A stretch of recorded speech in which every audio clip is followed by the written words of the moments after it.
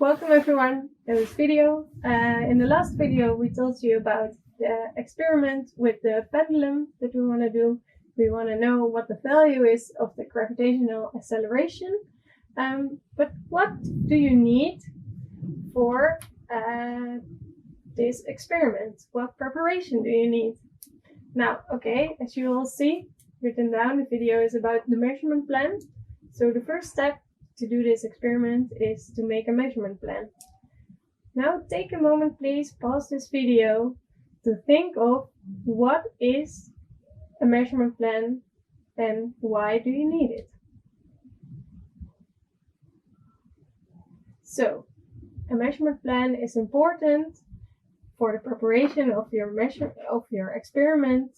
So you think of what do I need to know before I can do an experiment, and which steps, what do we need to use for it. In your measurement plan, you will start with writing a short introduction. In your introduction, you motivate why you want to do your experiment and how cool would it be if you indeed can measure the value of the gravitational acceleration with this simple experiment, because you all with physics you already got to know the gravitational acceleration. The next step, as you already see here, is to write down and motivate your research question.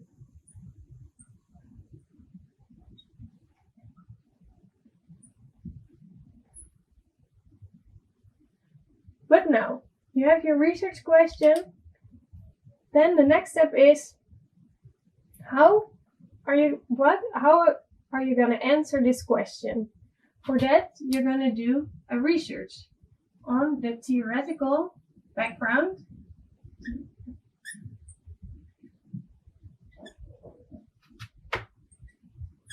which you need for this experiment.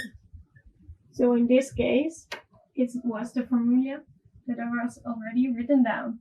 So the period is 2 times pi times the square root of the length of the pendulum divided by the gravitational acceleration. Because we want to know the gravitational acceleration, we're going to rewrite it to G is 4 times pi squared L divided by T squared. Once you know your theoretical background, you can already think of, okay, what could be the value. So you're going to write down a hypothesis.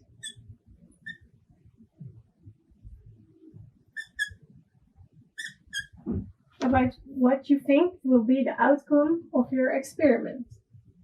And the next step is, if you think of, okay, what would it be? Now, you already know, maybe from theory, what it should be. So that would probably be your hypothesis. Then, if you have all these things, you're going to think of, okay, if I'm going to do my experiment, what do I need? So first you're going to make a list of the materials that you will use for your experiment.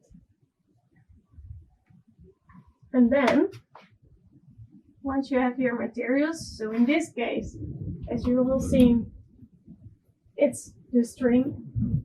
You need a weight, a place, and a clip to hang the pendulum on, and for example, a stopwatch and a ruler to measure your length.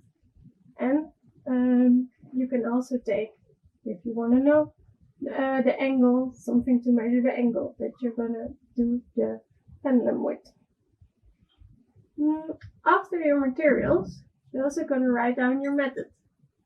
So which steps you're going to do and perform your experiment.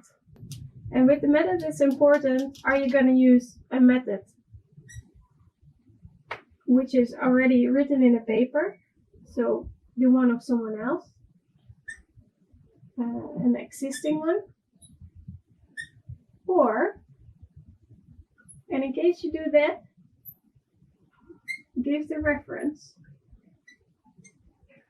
to that method, you can then just give the reference so people can look it up when they want to know, and for yourself, maybe you can copy it or make the method yourself, your own.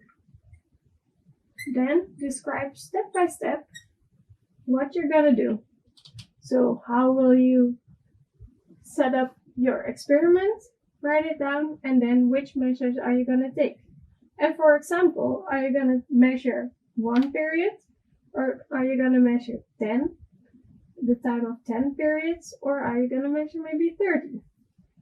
And is there a difference regarding the error analysis on how accurate will your measurement be and what is the influence?